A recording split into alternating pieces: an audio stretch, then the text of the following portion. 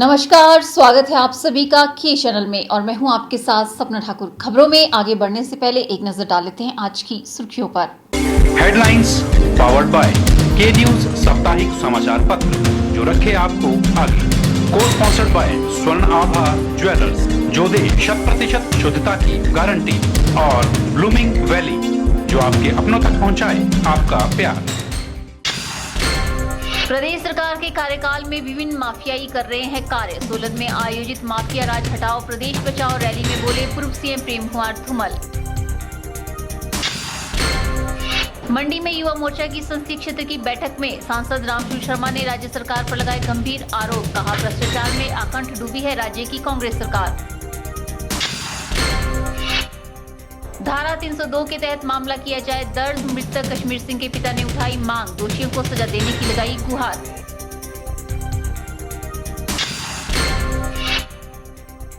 और चंबा में पीर पंजाल पर हुई बर्फबारी पर्यटकों को कर रही आकर्षित, झिलमिल करती अनोखी लग रही है बर्फीली पहाड़ियां। इस बार देवभूमि को माफिया राज से मुक्ति दिलाकर रहेंगे व कमल को खिलाकर रहेंगे। ये बात पूर्व मुख्यमंत्री प्रोफेसर प्रेम कुमार धूमल ने सोलन में आयोजित माफिया राज हटाओ प्रदेश बचाओ रैली में जनसभा को संबोधित करते हुए कही। देश के अन्य राज्यों में विधानसभा चुनावों के बाद भाजपा की नजर अब हिमाचल पर है, जिसके लिए प्रदेश में 50+ मिशन को लेकर एक नए नारे के साथ भाजपा द्वारा प्रदेश के विभिन्न क्षेत्रों में माफिया राज हटाओ प्रदेश बचाओ की नीति अपनाते हुए 100 रैलियों का लक्ष्य रखा गया है। इसी कड़ी में सोलन के गंज बाजार में 7वीं रैली आयोजित की गई, जिसमें पूर्व मुख्यमंत्री व नेता प्रतिपक्ष प्रोफेसर प्रेम कुमार धूमल मुख्य वक्ता के रूप में मौजूद हुए। भाजपा कार्यकर्ताओं ने धूमल का सोलन पहुंचने पर फूल मालाओं और ढोल नगाड़ों से भव्य स्वागत किया। अपने संबोधन में धूमल ने प्रदेश सरकार में फैल रहे विभिन्न माफियाओं के बारे में बोलते हुए करारे प्रहार किए। उन्होंने कहा कि प्रदेश सरकार के कार्यकाल में खनन माफिया, भू माफिया सहित विभिन्न माफिया कार्य कर रहे हैं। उन्होंने कहा कि इस बार देवभूमि को माफिया राज से मुक्ति दिलाकर रहेंगे व कमल को खिलाकर रहेंगे। हर चुनाव क्षेत्र में धांधली मची हुई है, भ्रष्टाचार है, कहीं खनन माफिया सक्रिय है, कहीं वन माफिया, कहीं भू माफिया, कहीं शराब माफिया, कहीं ड्रग माफिया, तो ट्रांसपोर्ट माफिया तो सर्वव्यापक है। तो इस पे चर्चा करना केवल स्टेटमेंट देने से काम नहीं चलेगा। जैसे मैंने कहा, अनेकों माफिया प्रदेश में है, तो जो नारा हमने दिया है वहां से पार्टी ने, वो है माफिया राज हटाओ हिमाचल बचाओ। सोलन वालों आपने 2007 में करके दिया है 5 के 5 जिताए थे, उसके लिए आपको धन्यवाद देता हूँ। अब 2017 आ गया, 10 साल के बाद इतिहास को दोहराना है। पांचों के पांचों मां शिवनी के दरबार से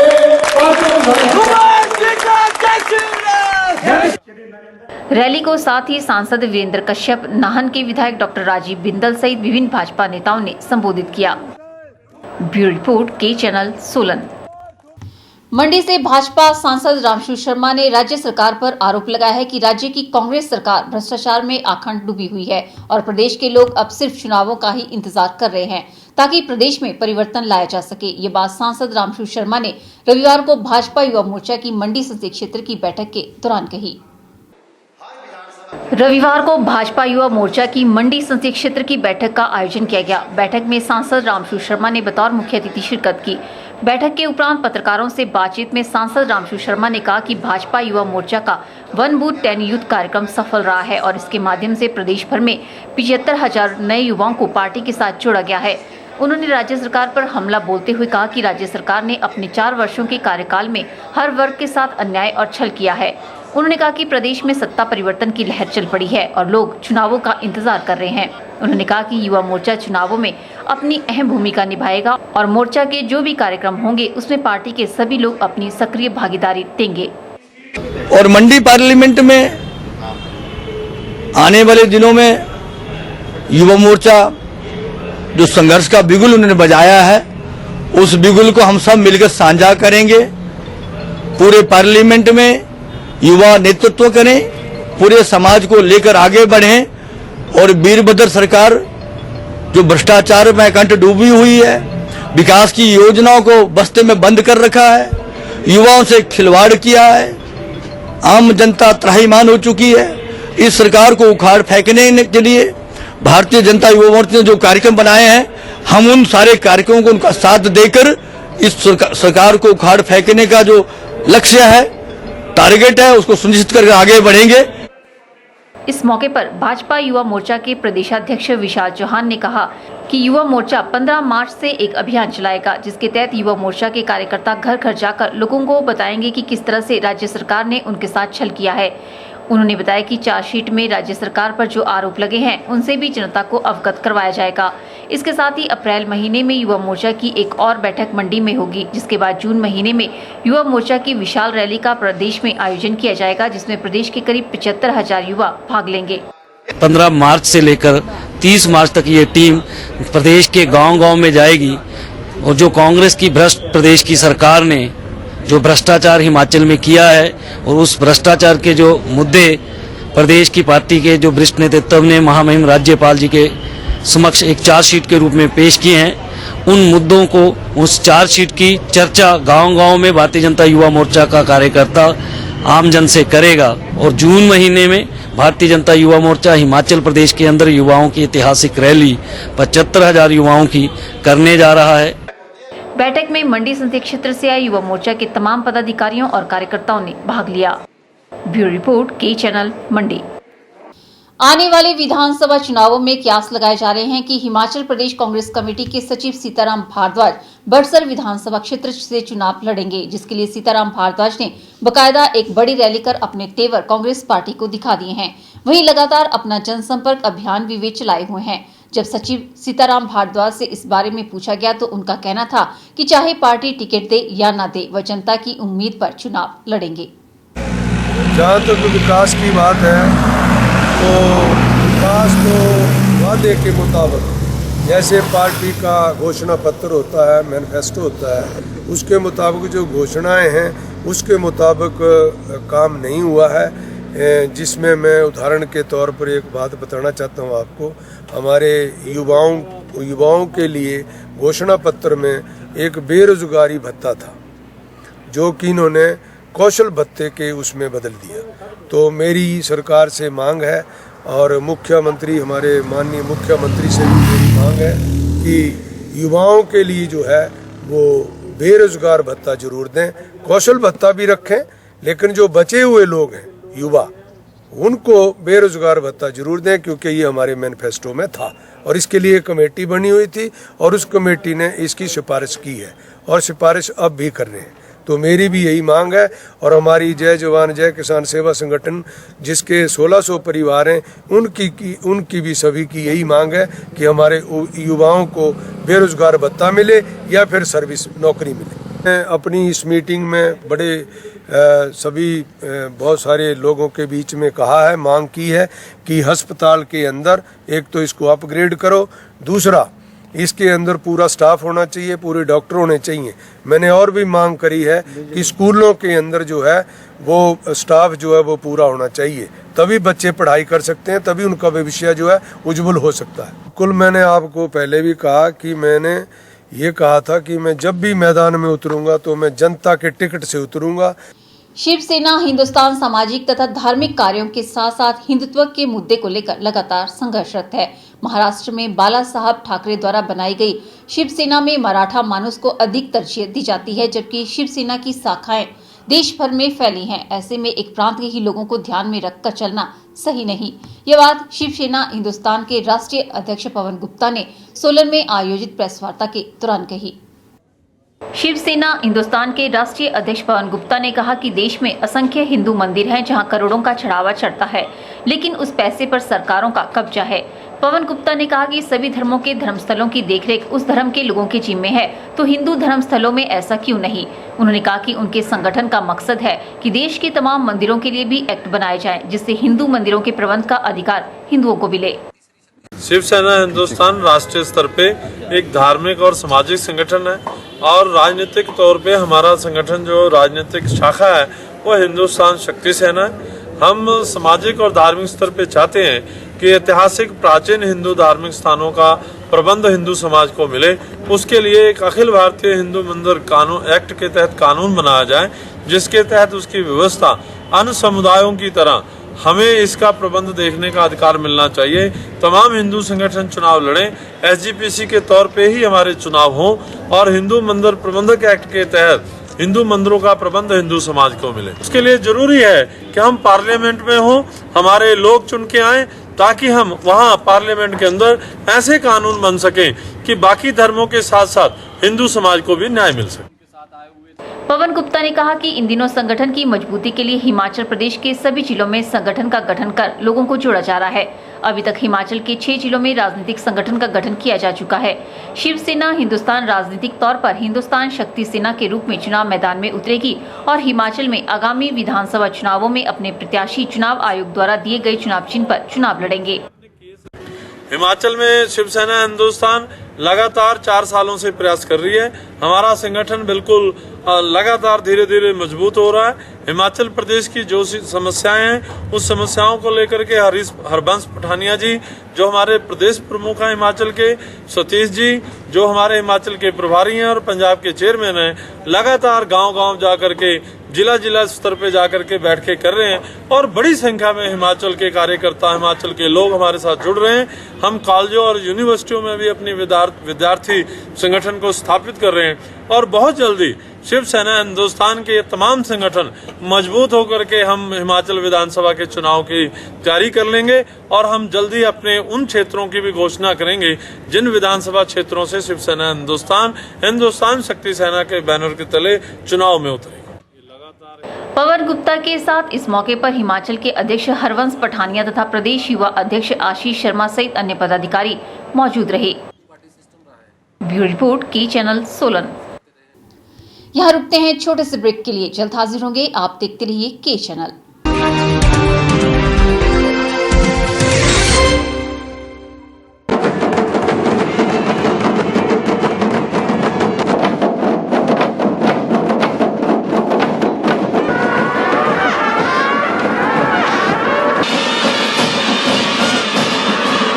शिवरात्रि मेले की आप सबको शुभकामनाएं। हिमाचल प्रदेश उपभोक्ता संघ की तरफ से भी और मंडी के तमाम निवासियों की तरफ से शिवरात्रि 2017 की शुभकामनाएं। स्वास्थ्य एवं राजस्व मंत्री कौल सिंह ठाकुर की ओर से समस्त क्षेत्रवासियों, जिलावासियों और प्रदेशवासियों को अंतर्राष्ट्रीय शिवरात्रि महोत्सव की हार्दिक शुभकामनाएं। भगवान शिव आप सभी की मनोकामनाओं को पूरा करे और आप पर प्रभु की कृपा दृष्टि बनाए रहे, यही कामना है। सांसद रामशूर शर्मा की तरफ से समस्त कार्यकर्ताओं, पार्टी पदाधिकारियों, जिला वासियों और प्रदेश वासियों को अंतर्राष्ट्रीय शिवरात्रि महोत्सव की हार्दिक शुभकामनाएं। छोटी काशी मंडी का ये पावन महोत्सव आप सभी के जीवन में ढेर सारी खुशियां लेकर आए, यही कामना है। जिला परिषद अध्यक्षा चंपा ठाकुर की ओर से समस्त क्षेत्रवासियों, समस्त जिला वासियों और समस्त प्रदेश वासियों को अंतर्राष्ट्रीय शिवरात्रि महोत्सव 2017 की हार्दिक शुभकामनाएं। भगवान शिव से जुड़ा ये पावन पर्व आप सभी के जीवन में ढेर सारी खुशियां लेकर आए, यही कामना है। प्रदेश युवा कांग्रेस महासचिव व निदेशक वन निगम हिमाचल सरकार यदुपति ठाकुर की ओर से सरकाघाट व मंडी की प्रबुद्ध जनता को शिवरात्रि महोत्सव की हार्दिक शुभकामनाएं। भगवान शिव से जुड़ा ये त्योहार आप सभी के जीवन में ढेर सारी खुशियां लेकर आए, यही कामना है। मैं चेतराम ठाकुर, सर्कल इंचार्ज आम आदमी पार्टी, सुंदरनगर विधानसभा क्षेत्र। मैं देश, प्रदेश तथा मंडी जिला वासियों को शिवरात्रि की हार्दिक शुभकामनाएं देता हूं। धन्यवाद। सिंह डोगरा, सेक्टर इंचार्ज आम आदमी पार्टी मंडी। शिवरात्रि के शुभ अवसर पर देशवासियों को और खासकर मंडी की जनता को अपनी ओर से और आम आदमी पार्टी की ओर से शुभकामनाएं देता हूं।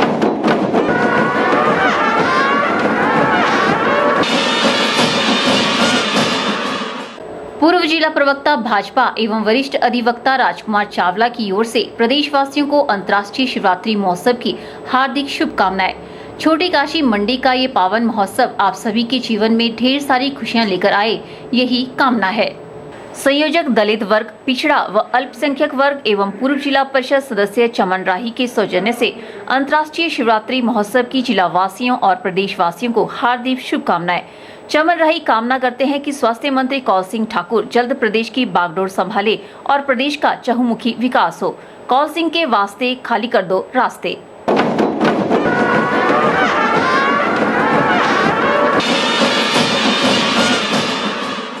महावीर पब्लिक स्कूल पुंग सुंदरनगर की ओर से समस्त प्रदेशवासियों को शिवरात्रि महोत्सव 2017 की हार्दिक शुभकामनाएं।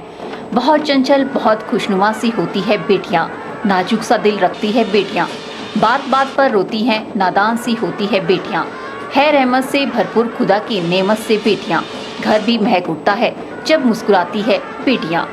आइए हम सब मिलकर महाशिवरात्रि महोत्सव के पावन पर्व पर इस जघन्य निर्मम कुकृत्य को जड़ से समाप्त करने का संकल्प ले। मैं इंद्रजीत शर्मा, पंचायती राज महासंघ का जिला अध्यक्ष, अपने मंडी वासियों को और प्रदेश वासियों को महाशिवरात्रि की शुभकामनाएं देता हूं। भोला शंकर आपके सुख समृद्धि और खुशहाल बनाए रखें, ये कामनाएं करते हुए महासंघ आपको और आपके परिवार को खुशहाल बनाए रखेगा।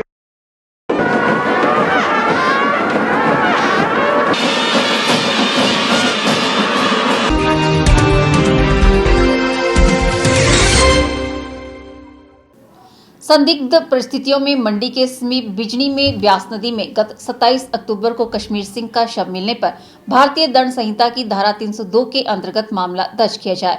यह मांग मृतक कश्मीर सिंह के पिता हेम सिंह ने उठाई है। हेम सिंह का कहना है कि सदर थाना में उन्होंने हत्या का शक होने बारे शिकायत दर्ज करवाई थी, लेकिन पुलिस ने इस मामले में अभी तक कोई ठोस जाँच शुरू नहीं की है। यह मामला संयोजक दलित पिछड़ा अल्पसंख्यक वर्ग व पूर्व जिला परिषद सदस्य चमन राय की अध्यक्षता में उठाया गया है। चमन राय का कहना है कि आरंभिक जांच में मिले साक्ष्यों के आधार पर अभी तक पुलिस ने अपराधियों के खिलाफ हत्या का मामला दर्ज नहीं करवाया है। इनका कहना है कि धर्मशाला से ली गई एक सीसीटीवी फुटेज में मृतक कश्मीर सिंह के साथ एक अन्य युवक दिखाई दे रहा है, मगर पुलिस अब तक इस युवक को नहीं खोज पाई है। यहाँ पे हमारे हेम सिंह जी बैठे हैं, इनके परिवार के कुछ सदस्य, इनकी धर्मपत्नी, इनके बच्चे और दूसरे सारे यहाँ दर दर भटक रहे हैं पिछले लगभग 4 महीनों से। तो इसलिए क्योंकि इनका जो बेटा कश्मीर सिंह जिला कुल्लू के होटल हनीमून मनाली में स्थित होटल में काम करता था और काम करने के बाद जब एक घर छुट्टी आया था तो इनसे बात करके गया था कि पापा मम्मी मैं वहाँ पे अपने काम पे जा रहा हूँ अपने भाइयों से मिलकर। लेकिन दुर्भाग्यवश उसका बहुत ही हमें दुख हो रहा है क्योंकि आज 4-5 महीने हो गए, लेकिन इनको अभी तक न्याय नहीं मिला इस मामले में कि क्या वजह रही, मौत का क्या कारण बना। क्योंकि उसकी जब उनकी डेड बॉडी यहाँ जिला मंडी शहर के जो बिजनी गांव है वहाँ पे वसूल पाई गई थी पुलिस प्रशासन के माध्यम से और जोनल अस्पताल में उनका पोस्टमार्टम भी हुआ था।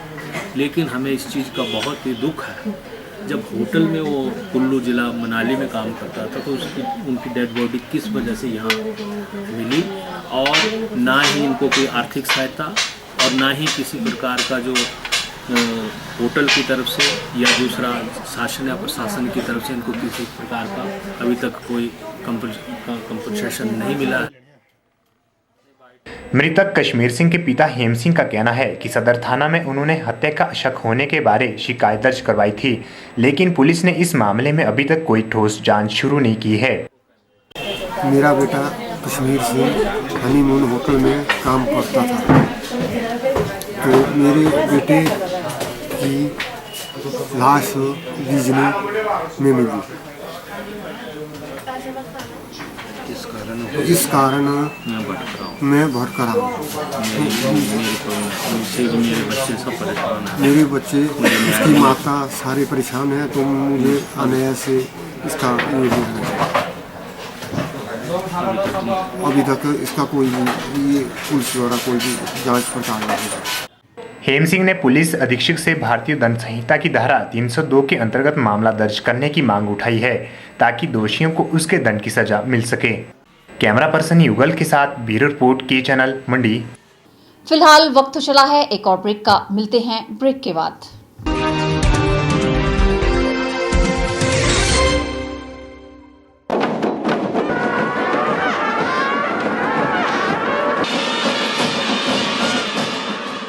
हेम हेमराज पठानिया भाजपा नेता की ओर से समस्त क्षेत्रवासियों, समस्त जिला वासियों और समस्त प्रदेश वासियों को अंतर्राष्ट्रीय शिवरात्रि महोत्सव 2017 की हार्दिक शुभकामनाएं। भगवान शिव से जुड़ा यह पावन पर्व आप सभी के जीवन में ढेर सारी खुशियां लेकर आए, यही कामना है। रिद्धि क्रेन सर्विस की तरफ से शिवरात्रि पर्व की हार्दिक शुभकामनाएं। किसी भी प्रकार का 2 टन से लेकर 20 टन तक का भार उठाने के लिए क्रेन सर्विस उपलब्ध है। We are specialist in heavy loading, pulling and lifting, building fabrications, accidental vehicle crane facility. अधिक जानकारी के लिए संपर्क करें Riddhi crane service, near Neelam sweets shop, near चौक, डिस्ट्रिक्ट मंडी।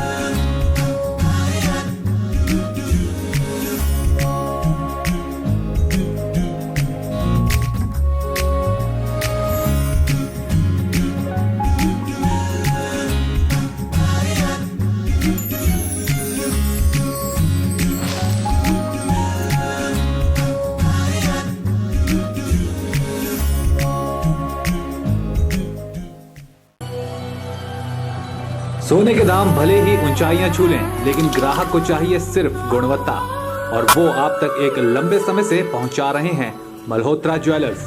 मल्होत्रा ज्वेलर्स लेकर आए हैं धनेड़ा बाजार में एक नया शोरूम। यहाँ हर प्रकार के हॉलमार्क जेवर उपलब्ध हैं। यही नहीं, यहाँ आप अपनी मनपसंद के और पारंपरिक जेवर भी पा सकते हैं। यहाँ ग्राहकों के लिए नई स्पेशल स्कीम्स भी चलाई गई हैं। ज्यादा जानकारी के लिए संपर्क करें new Malhotra jewellers, near Indira market, Dhaneda बाजार, मंडी।